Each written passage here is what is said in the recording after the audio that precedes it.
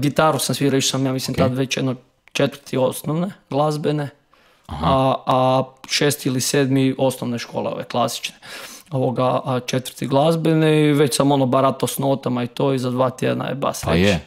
Vidiš kako to ide. Znači, vidiš, nisam uopće znao da si imao formalnu glazbenu naobrazbu. Šta si završio? Osnovnu glazbenu? Osnovnu, da. Za gitaru? Da.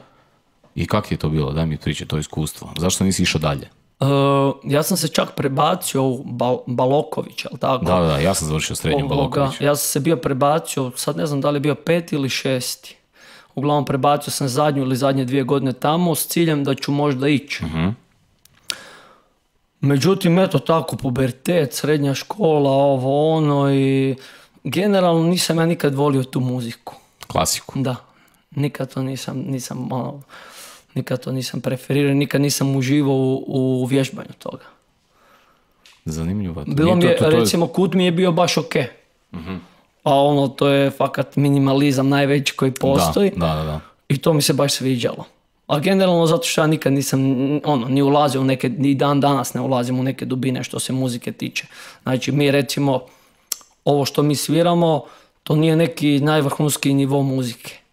Znači to je... Pa Žerluk generalno nije, ali to se može raditi na vrhunskom nivou. Može se vrhunska muzika raditi iz Žerluka, ali znamo o čem pričaš, ok. Znači tu se gleda širok repertoar, dobra energija. Dobra energija za zabaviti ljudi. Da, to je nama, meni i trojka smo, tako da smo realno best buy.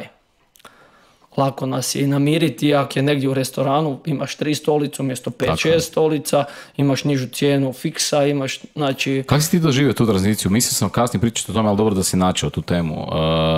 To je danas trend u gažiranju, da je što manje svinja gušći napoj, da je što manje ljudi.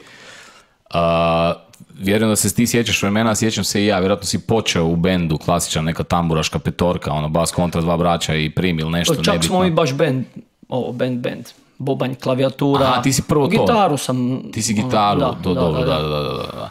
Kako si doživio sad, mislim, ovo je trend zadnjih, neću reći 10 godina, mislim da je manje trend. Koliko tvoj bend postoji sad, ova trojka, koliko radite dugo? Pa jedno 6 godina. 6 godina? 7, tak, da.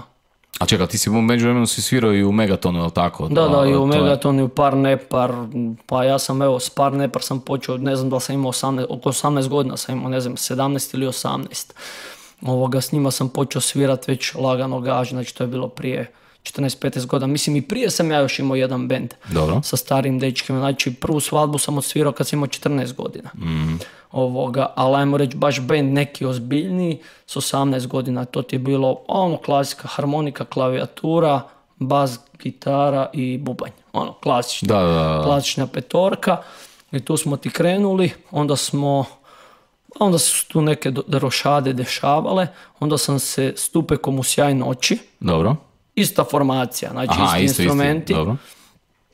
I onda se to raspalo i u međuvremenu je Jakovljević stvarao Megaton. I on me pozvao tamo i tamo sam bio, sad ne znam, iza 2 godine sam s njima radio. 1 ili 2, sad bi lago. I bilo je tu i svadbe i svega, međutim tempo je bio jak što se tiče proba, što se tiče svih tih nekih logističkih stvari, što se tiče doma vježbanja i toga jednostavno nisam imao vremena zbog toga što radimo tu sve. Zbog vrhunskog sporta. Realno i vrhunski sport i trenerstvo, ja imam, evo sad trenutno imam sigurno 80-ak članova uživo i 50-ak, 60-ak online.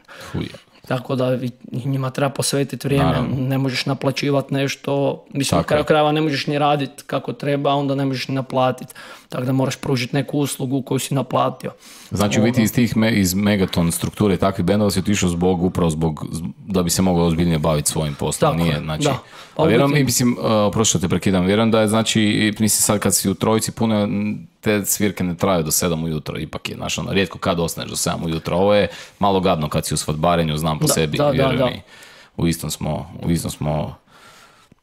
Znali smo ti, a doslovno puno se sviralo i po Bosni, i u biti jako puno smo svirali svugdje osim u Zagrebu. Da. Znaš, tipa jedan dan smo u Bosni, sutra dan već idemo u Švicarsku, put a mi vozimo. Aha, niste imali logistiku, šofera. Znaš kako je, prva godina, uzimaš sve što možeš. Sami slažete razlaz, nema tehničara, krpaš sve. To je krvava rabota. I kaotično, I tu sam čak osjetio neki burnout, jednostavno... Makar si u vrhuncu sporta. Da. Čekaj, mentalno si osjetio burnout. Da, baš me bilo satrlo i tu sam, doslovno dečke sjeli smo, rekao, dečki, imam svog posla puno, ovo mi je prejak tempo, ne stignem pratiti. Da. Pogotovo što su oni već u tim nekim repertoarima bili jači od mene. Recimo što se tiče zabavnjaka i tih nekih stvari, su bili puno jači od mene. Još uvijek su, da se razumijem, i uvijek će ostati. Ne mislim to mijenjati.